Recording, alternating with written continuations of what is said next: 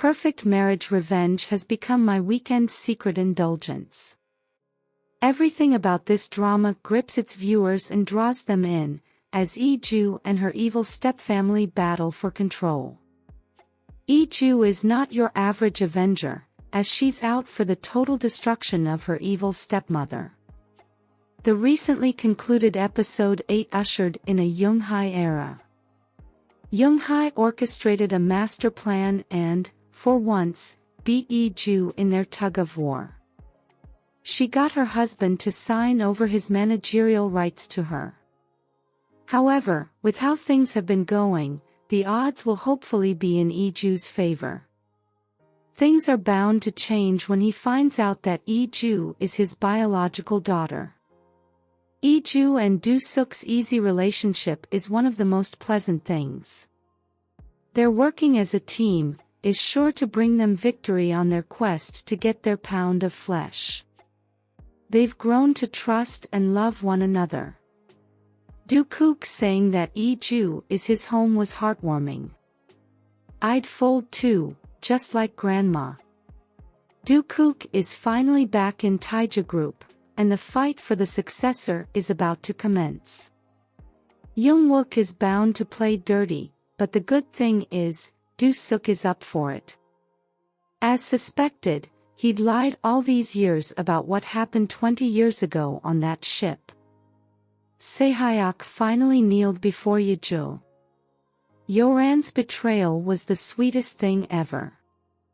Who else thinks that Jamie could be Yi-Joo's biological mother? She has a natural likeness for her, and they are drawn to each other like a magnet.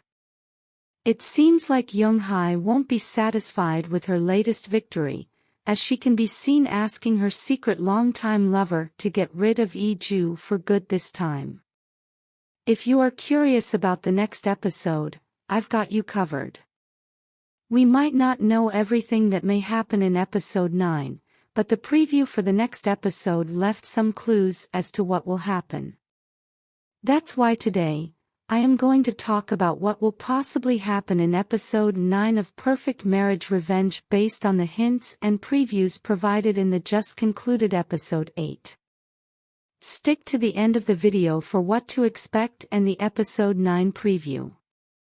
But first, be sure to subscribe to this channel and turn on your notification bell to be among the first to see our content. The drama has reached a climax as Jung-Hye finally pulled a fast one on Jin-woong, Yi-Joo, and Chairman Woon-jae.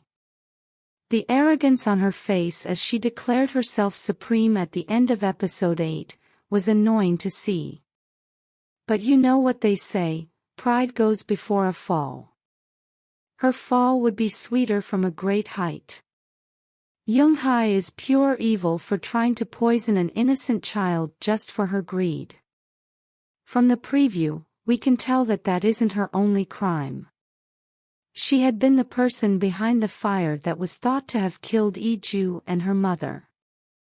She must have used her secret lover, who Ji-um said constantly visited the house. Finding out that she was behind her mother's death is bound to break Yi-Joo's heart. However, I'm convinced that Jamie is Yi-Joo's mother. The scar on her hand could be from the fire. Like she said, it's symbolic of a time she doesn't want to forget.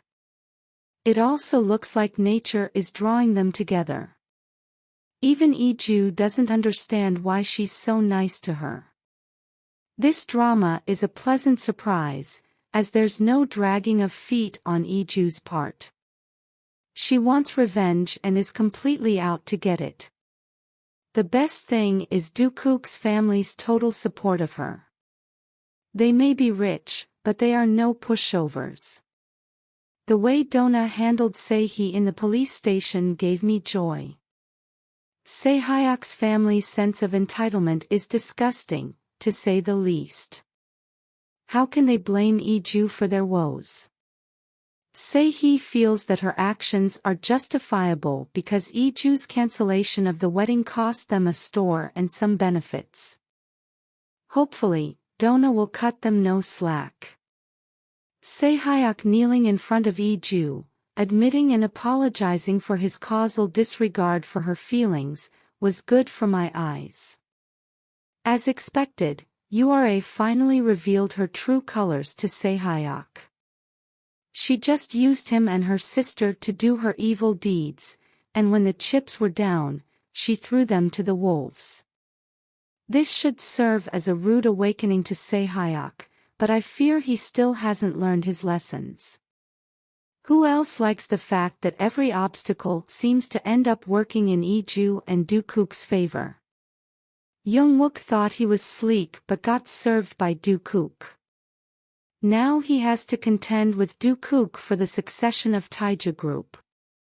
He still hasn't learned that Do-kook is smarter than him and will beat him in his own games. Maybe he knows this, and that's why he's going after Do-kook's weakness, Yi-Joo. Jung-Hye is a tenacious woman and will snoop to the lowest pits to get what she wants.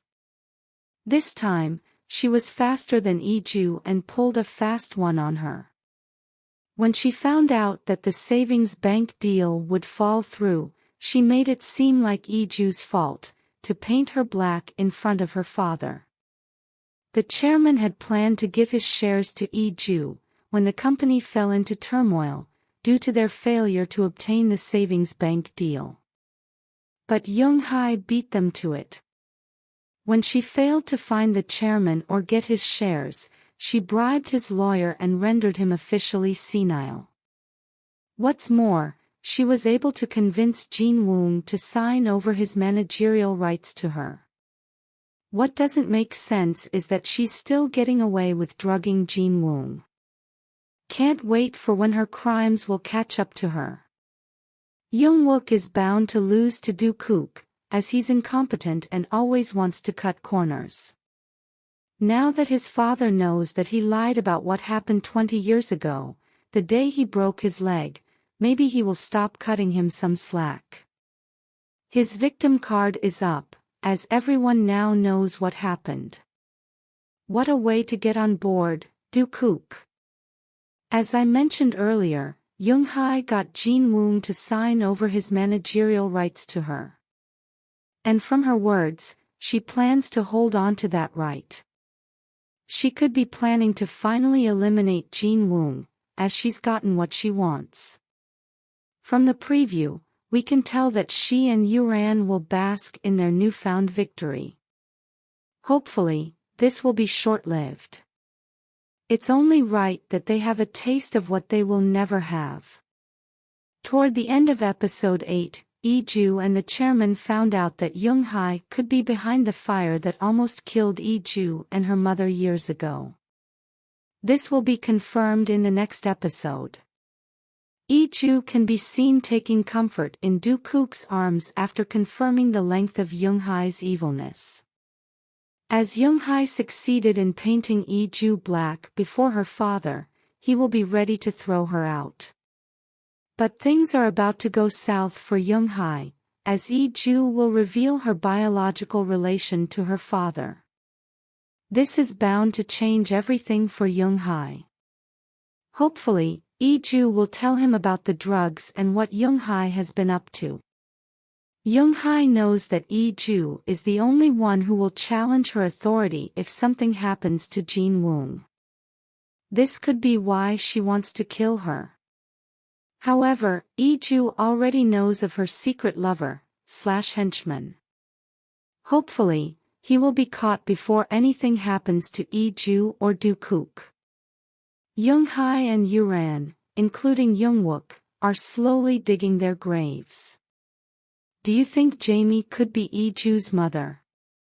Let us know your thoughts in the comments section below. If you liked this content, give it a like, share, subscribe, and turn on your notification bell for all things K-drama. Thanks for watching, bye.